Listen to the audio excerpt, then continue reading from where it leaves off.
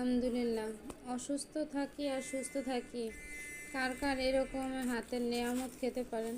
আমার হাজব্যান্ড তো বানায় কত সুন্দর করে, কত নরম সফট তুল তুলে হয়েছে।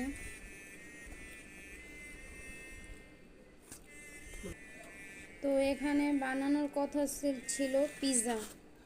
আমার মেয়ে পিৎজা খাবে, বাট ওই দই তৈরি করেছিল। এখন বলতেছে যেহেতু পিৎজা আমি না করছি, তার জন্য পিৎজাটা বানায় নাই। কিন্তু এখন বর্তমানে পুরি সিস্টেম খেতা পুরি বানায় ফেলেছে। তো ভিতরে কি কি আছে আপনাদের সব কিছু আমি দেখাচ্ছি।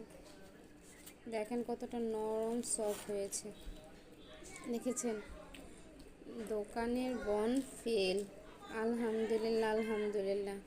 কেমন হয়েছে দেখেছেন? কতটা নরম সফটি।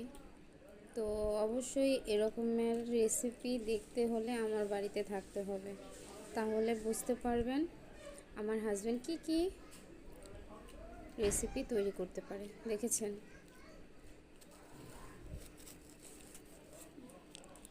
ভালো লাগলে অবশ্যই বাড়িতে থেকে যাবেন।